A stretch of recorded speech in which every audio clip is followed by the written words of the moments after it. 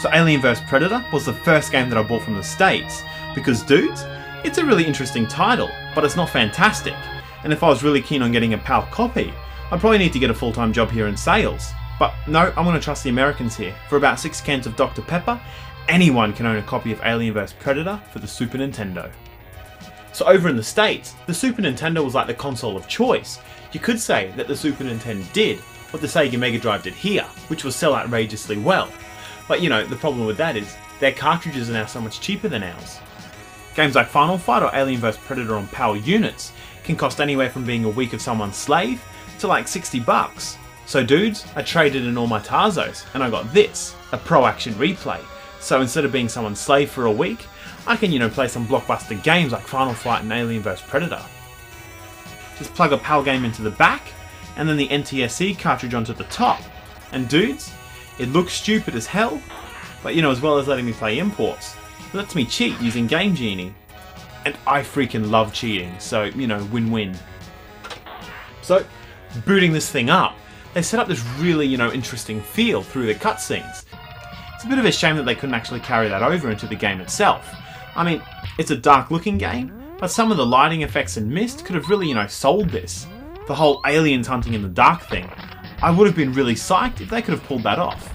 Even though starting out this game looks pretty tame, there are some nice touches later on, like mist that follows you, chest bursters coming out of walls made of cocooned humans.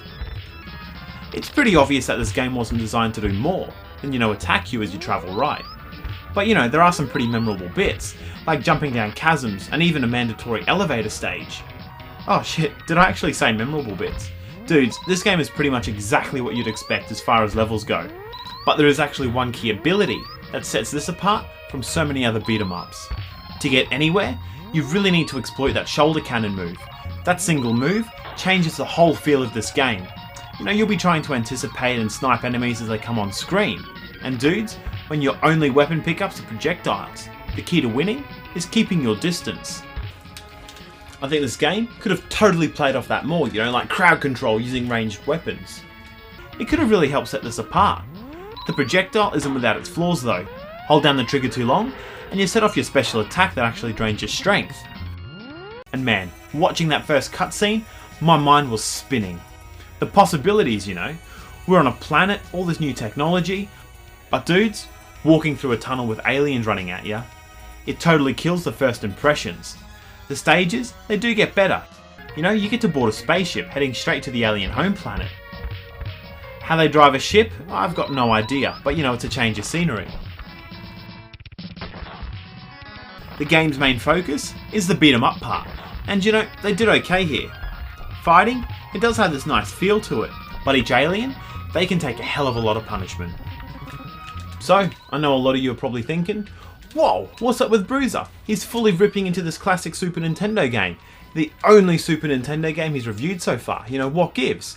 And I knew that reviewing Alien vs Predator would be a little bit controversial, but with a leftover culture review, we tell it like it is. I mean, we don't shy away from the truth.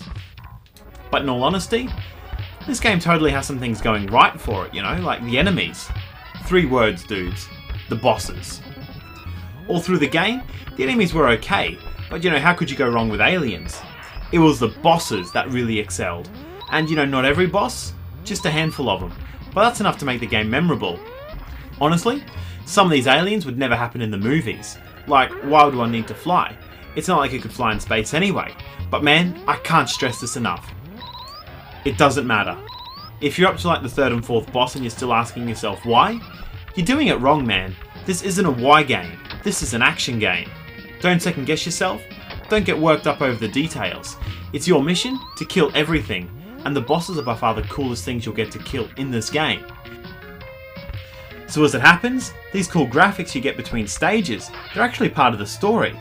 And if it wasn't obvious from the movies, Alien vs Predator, they don't put a lot of weight into their story. Except the part about killing aliens. But you know, the pictures are cool. So you guys might totally hate me for this, but you know, Alien vs Predator, it just misses on so many different marks. No 2-player, aliens absorb way too much damage, and you've really only got one effective move. Maybe it's a Nintendo thing.